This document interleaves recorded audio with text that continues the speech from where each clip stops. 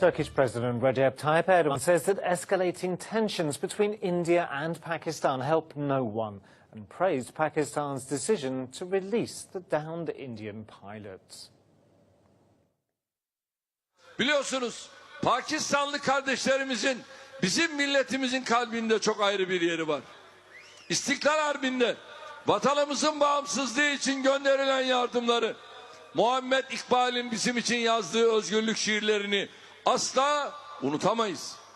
Türkiye'de ne zaman dara düşse, ne zaman başı sıkışsa, deprem felaketinden terörle mücadeleye kadar kardeş Pakistan'ın hep yanında oldu.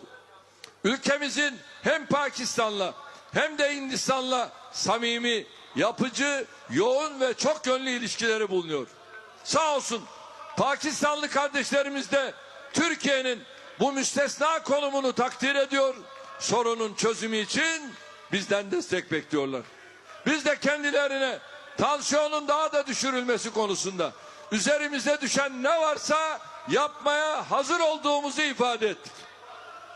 Pakistanlı kardeşlerimizin dün rehin aldıkları Hindistanlı pilotu hüsnü niyet göstergesi olarak salıvermeleri takdire şayan bir adımdır. Gerilimi tırmandırmanın, yangına körükle gitmenin hiç kimseye bir faydası yoktur, olmayacaktır.